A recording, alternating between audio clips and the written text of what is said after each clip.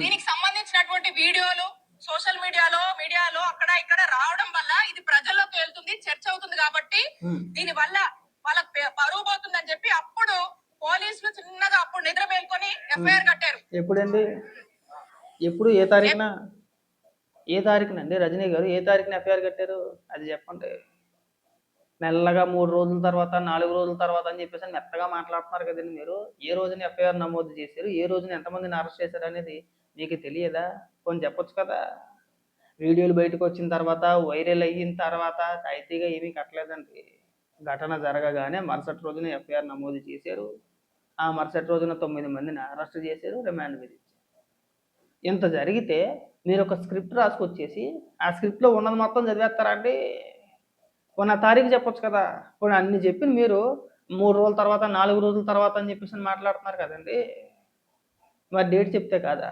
15వ తారీఖున ఘటన జరిగిందండి, ఇగో ఎఫ్ఐఆర్ పలానా తారీఖున నమోదు చేశారు అని ఎందుకు చెప్పలేకపోతున్నారండి? చెప్పండి. 16వ తారీఖు నమోదు చేశారు 16 అని చెప్పండి. లేదు 17 చేస్తే 17 అని చెప్పండి, 18 చేస్తే 18 అని చెప్పండి, 19 చేస్తే 19 అని చెప్పండి. ఎందుకు చెప్పట్లేదు? ఎక్కడ మీరు దొరికేశారు. పైగా మీరు ఇక్కడికి వచ్చి అడ్డగోలు వాదన ఒకటి. ఈ అడ్డగోలు వాదన వాదించమాకండి, మీ పరువే పోద్ది. ఇంకా మాట్లాడతాం, మహిళల భద్రత గురించి ఖచ్చితంగా మాట్లాడతాం. మీరు ఎందుకు స్పందించలేదో కూడా మాట్లాడతాం. రీసెంట్గా జరిగిన సంఘటనే మాట్లాడతాం, దాని గురించి కూడా మాట్లాడతాం. రండి.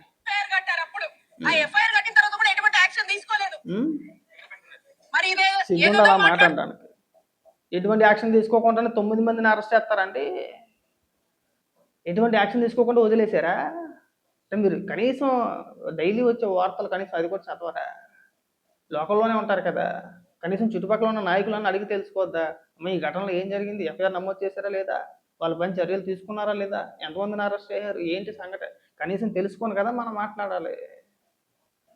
అందుకే మిమ్మల్ని గొర్రెలు అనేది. ఏమన్నా అంటే మళ్ళీ ఏడుస్తారు. ఎమ్మెల్యే గారు కూడా ఏదైనా మాట్లాడుతూ ఉన్నారు, ఒకదానికి ఒకదానికి పొంతం లేదు. మేము యాక్షన్ తీసుకున్నామంటారు, మేము అది చేసామంటారు, మేమే మళ్ళా సరెండర్ చేయడానికి చేశారా లేదా అని ఏదేదో మాట్లాడుతున్నారు, పొంతం లేకుండా మాట్లాడుతూ ఉన్నారు. మీకు గనక చిత్తశుద్ధి ఉంటే 3 రోజుల వరకు ఏం చేశారు ఎమ్మెల్యే గారు అని నేను ప్రశ్నిస్తా ఉన్నాను.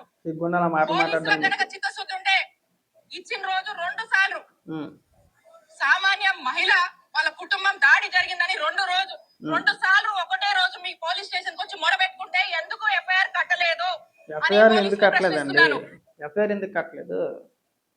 ఎఫ్ఐఆర్ కట్టలేదని చెప్పేసి మీరు ఎలా చెప్తారా అంటున్నా. సరే వద్దండి, ఇప్పుడు మీరైనా సరే, మీరు చూసే వ్యక్తులైనా సరే, మనకి టెక్నాలజీ మారింది, ఏఐలు వచ్చినాయి, చాట్‌జీపీటీ కావచ్చు, గూగుల్ జెమినీ కావచ్చు, ఇంకోటి కావచ్చు.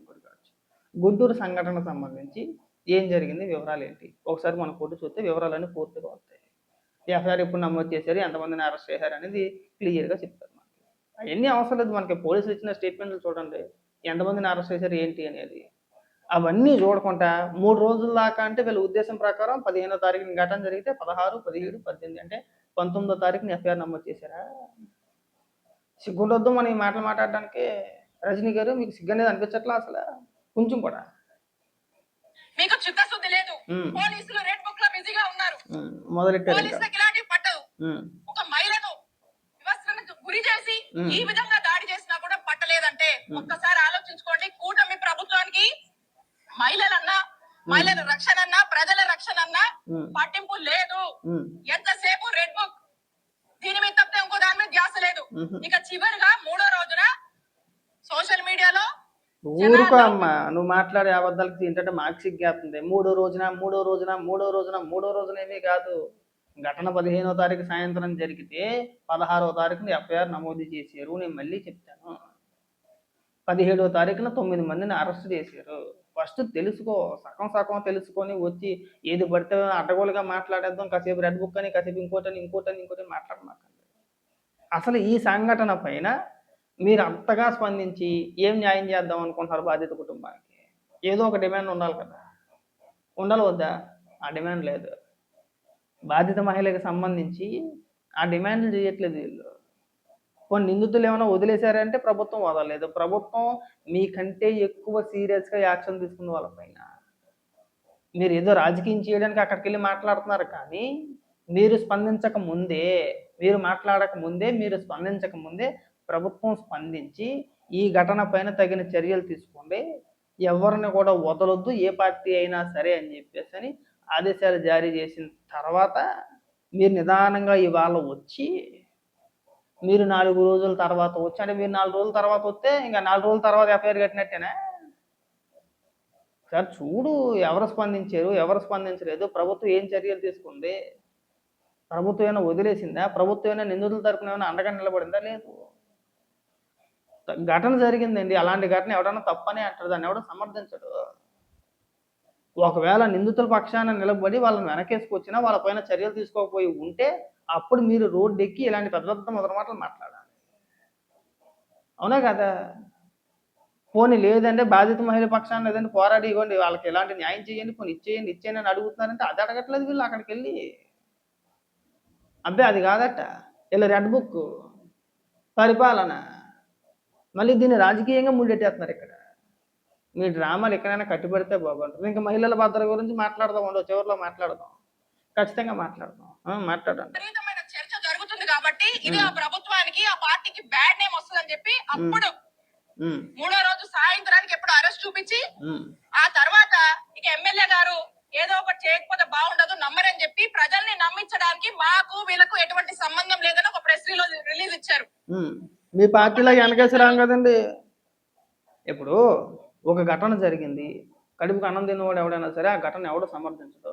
ఘటన జరగగానే ఏం చేశారు, తెలుగుదేశం పార్టీ నాయకుడు పార్టీ నుంచి సస్పెండ్ చేశారు, అతనికి పార్టీకి ఎలాంటి సంబంధం లేదు, అతని పైన కేసులు నమోదు చేశారు, అతను అరెస్ట్ చేసి లోపలేశారు. మీరేం చేశారు? మీరు మహిళల భద్రత గురించి మాట్లాడుతూ ఉంటారు కదా, గోరంట్ల మాధవ్ ఇప్పుకొని చూపించాడు గోరంట్ల మాధవను అనంతబాబును, ఆ కాల్స్ మనం చూసాం కదా, మరి ఎందుకు చర్యలు తీసుకోలేదు? మరి అంటే మీ నాయకులు మహిళల్ని వేధిస్తూ వాళ్ళకి అసభ్యకరంగా వీడియో కాల్ చేస్తూ ఉంటే మీరు ఎందుకు స్పందించలేదు? ఆ మహిళల పక్షాన్ని మీరు ఎందుకు పోరాటం చేయలేదు? మీకు మహిళలు అంటే పెద్ద ప్రేమ కదండి. చర్యలు తీసుకున్నారా మీ పార్టీ తరపు నుంచి? కొన్ని ఏమైనా కేసులు నమోదు చేశారా? కేసులు నమోదు చేసి ఏమైనా విచారణకు ఆదేశించారా? లేదు. ఏమన్నాడు జగన్మోహన్ రెడ్డి? అవి వ్యక్తిగతం ఉంటాయండి, పోలు మాట్లాడకపోతే ఈ వయసులో అయితే ఇంకెప్పుడు మాట్లాడుకుంటారో అని మాట్లాడారు. సమర్థించారా లేదా? ఇవాళకి కూడా గోరంట్ల మాధవ్ కనబడితే జగన్మోహన్ రెడ్డి పరిగెత్తుకెళ్ళి కౌగులించేసుకుంటారు. ఆ వీడియోలు బయటకు వచ్చిన తర్వాత కూడా నిన్న కాక మొన్న నేను వీడియో చూపిస్తాను మీకు. నిన్న కాక మొన్న వైఎస్ రాజశేఖర రెడ్డి గారి పుట్టినరోజు సందర్భంగా ఒంగోలు అనుకుంటా, ఒంగోలు పార్టీ ఆఫీస్లో ఒక దళిత మహిళని వైఎస్ఆర్సీపీ పార్టీ నాయకుడు చెంప మీద పదే పదే కొట్టుకుంటూ కిందకు తోసుకుంటూ వెళ్ళాడు. ఏమైపోయిందని మీ పోరాట పటిమ? రజనీ గారు, మీ పోరాట పటిమ ఏమైపోయింది? మహిళల భద్రత ఏమైపోయిందండి? ఎందుకు స్పందించలేదు? స్పందించాలా వద్దా? ఎందుకు స్పందించలేదు మీరు? బాధిత మహిళల పక్షాన్ని ఎందుకు పోరాటం చేయలేదండి? మీ పార్టీ నాయకుడు ఒక దళిత మహిళని చెంప మీద కొట్టుకుంటూ కిందకు తోసుకుని వెళ్తుంటే, ఆ మహిళ పైన దాడి చేసి ఆ మహిళను కొడుతుంటే, జుట్లు పట్టుకుని లాగుతుంటే కనీసం మీ పార్టీ నుంచి ఒక్క మహిళా నాయకురాలు మాట్లాడితే వద్దు, ఇవాళ ఇక్కడికి వచ్చి మీరు పెద్ద పెద్ద ముద్ర మాటలు మాట్లాడుతున్నారండి. వినటానికి మాకు నవ్వు వస్తుంది. మీరు మహిళల భద్రత గురించి మాట్లాడుతుంటే మాకు నవ్వు వస్తుంది. దయచేసి ఉపన్యాసాలు వద్దండి. నేను ఆ వీడియో చూపించమంటే చూపిస్తాను. మీ పార్టీ నాయకులు ఆ మహిళని ఎవరైతే కొట్టారో ఆ వీడియో చూపించమంటే చూపిస్తాను. ఇక్కడ మాట్లాడండి, ఇంకా ఏదో మాట్లాడుతున్నారుగా. ఆ మహిళ ఆ కుటుంబం వాళ్ళ బాధని మీకు ఆ వీడియోని చూపించి ఏడ్చినప్పుడు ఏమైంది మీ చిత్తశుద్ధి? ఏం యాక్షన్ తీసుకున్నారు? ఇక పైగా ఇక మాటలు చెప్తారు వీళ్ళు ఏమని, మహిళలకు ప్రత్యేక గ్రీవెన్స్ అంట. అమ్మా, మహిళలకు ప్రత్యేక గ్రీవెన్స్ మీరు నడపడం కాదు, మీ దగ్గరికి ఏడుస్తూ వచ్చినటువంటి మహిళ వివస్త్రణకు గురై ఏడుస్తూ తన బాధను చెప్పుకొని టీడీపీ వాళ్ళు మామూలు కోసం ఈ విధంగా ఒక్క నిమిషం ఆగమ్మా, నువ్వు చాలా మాటలు మాట్లాడుతున్నావు కానీ రజనీ గారు, ఇదిగో ఈ వీడియో చూసావు ఇక్కడ. మీ పార్టీ మహిళా నాయకురాలు, దళిత మహిళ, మీ పార్టీ నాయకుడు చెంప మీద కొట్టుకుంటా కిందకి లాక్కుంటా పోయాడు పాపం. కనీసం ఒక్కరైనా స్పందించారా? ఇవాళ మహిళల భద్రత, మహిళ ఏడుస్తుంటే ఎందుకు స్పందించలేదు అని మాట్లాడే మీరు ఎందుకు స్పందించలేదండి? ఘటన జరగగానే ఎఫ్ఐఆర్ నమోదు చేశారు, పార్టీని సస్పెండ్ చేశారు, తగిన చర్యలు తీసుకున్నారు, అరెస్ట్ చేశారు, రిమాండ్ చేశారు. చంద్రబాబు నాయుడు గారు స్పందించారు, నారా లోకేష్ గారు స్పందించారు, హోంమంత్రి అనిత గారు స్పందించారు. ఎక్కడా ఎవరో కూడా ఆ ఘటనని ఎవరో సమర్థించలేదు. నిందితుల తరపున ఎవరో నిలబడలేదు, బాధితుల పక్షానే నిలబడ్డారు. మరి ఇక్కడికి వచ్చి మీరు ఎవరికైనా ఉపన్యాసాలు చెప్పేది ఈ బాధిత మహిళ పట్ల. ఈ మహిళ మీ పార్టీకి సంబంధించిన మహిళ, దళిత నాయకురాలు. మీరు ఎందుకు నిలబడలేదు? ఎందుకు మాట్లాడలేదండి? తెలియదా మీకు? రాజశేఖర రెడ్డి గారు పుట్టినరోజు సందర్భంగా బాబు మామని ఘోరంగా కొట్టారు. వినిపిస్తా, విను పూర్తి వీడియో. ఆవిడ మాటల్లోనే వినండి ఒకసారి, 2 నిమిషాలు మహా అయితేనే. వైఎస్ఆర్సీపీలో నియోజకవర్గ ఎస్సీసీఎల్ అధ్యక్షురాలుగా ఉన్నాను. ఈ రోజు ఉదయం వైఎస్ రాజశేఖర రెడ్డి గారి జయంతి సందర్భంగా జిల్లా పార్టీ ఆఫీసులో కార్యక్రమాల్లో మేము ఉన్నప్పుడు నా తోటి సభ్యురాలు మహిళ గోనెల మేరీ కుమారి అనే అమ్మాయి వచ్చి నా కాలు తొక్కి నా ముందు నిలబడింది. సో దాని వల్ల ఒక చిన్నగా అమ్మాయికి నాకు మధ్యలో ఇష్యూ జరిగింది. అయితే ఆమె భర్త వాంటెడ్ గా నా మీదకి వచ్చి నన్ను దుర్భాషలాడి వల్గర్ గా మాట్లాడి, నేను ఒక ట్రైబల్ మహిళని అని తెలిసి కూడా బీసీ అయ్యి అతను ఎలా కొడుతున్నాడు చూసావు కదా. నీకు ఇంకో వీడియో చూపించినప్పుడు క్లియర్గా ఆ దాడి చేసిన వీడియో ఏదైతే ఉందో, ఆ కొట్టే వీడియో ఏదైతే ఉందో, ఆ వీడియో చూపించమంటావా? ఇప్పుడు ఆవిడ మాట్లాడే వీడియో కదా, వీడియో చూడండి, పూర్తి వీడియో. అంటే ఆ మహిళ పైన ఎలా దాడి జరుగుతుందో ఒకసారి చూడండి. ఇదిగో చూసావా ఎలా కొడుతున్నారో, ఎలా తోస్తున్నారో చూసావా? మహిళని చూడకుండా అదిగో చెంప మీద కొట్టుకుంటూ తీసుకెళ్తున్నారు. మరి ఎందుకు స్పందించలేదని మీరు? రజనీ గారు వాళ్ళే వచ్చి ఇక్కడికి వచ్చి మీరు పెద్ద పెద్ద ఉపన్యాసాలు ఇస్తున్నారు కదా, ఎందుకు స్పందించలేదండి? ఈ ఘటన పైన మీరు ఎందుకు స్పందించలేదు? ఎందుకు? మహిళలండి, పార్టీలు పార్టీలు పక్కన పెట్టండి. వైసీపీయా లేదంటే ఇంకోటా, తెలుగుదేశమా, పార్టీలన్నీ పక్కన పెట్టండి. ఆవిడ కూడా మహిళే కదా, అందులోనూ దళిత మహిళ. మీకు మహాప్రేమ కదా. ఎక్కడైనా ఏదైనా మహిళకు అన్యాయం జరిగితే మీరు పరిగెట్టుకుని వెళ్ళిపోతారు కదా. మీకు అక్కడ రాజకీయం చేసే ఉద్దేశం లేదు కదా. మరి అలాంటప్పుడు మీ పార్టీ మహిళకి జరిగింది అన్యాయం పైన కూడా మీరు పోరాటం చేయాలి కదా. ఎందుకు చేయలేదండి? అతని పార్టీ నుంచి ఎందుకు సస్పెండ్ చేయలేదండి?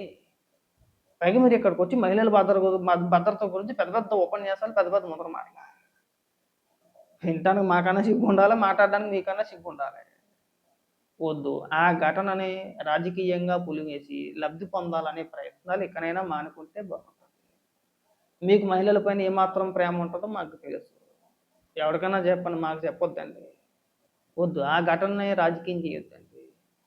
అవసరమైతే ఆ వీడియోలు ఏవైతే సోషల్ మీడియాలో తిరుగుతున్నాయో వాటిని మీ పార్టీ తరపు నుంచి డిలీట్ చేసే ప్రయత్నాలు ఏమైనా చేపిస్తే కనుక మీ కార్యకర్తలను ఆదేశించండి. జరిగిన ఘటన ఏదో జరిగింది, ఆ కుటుంబ సభ్యుల్ని బాధపడడం సరైన ఇది కాదు. ఆ వీడియోలు ఎవరైనా ఒకవేళ అప్లోడ్ చేసి ఉంటే కనుక వాటిని డిలీట్ చేయండి అని చెప్పండి. ఆ మహిళకు అండగా నిలబడడంలో తప్పే లేదు. కానీ దానికి రాజకీయ రంగు పులివేసి పెద్ద పెద్ద మాటలు మాట్లాడితేనే మాకు సిగ్గనిపిస్తుంది. వద్దు. ఆ ఘటన మీరు రాజకీయం చేయొద్దు.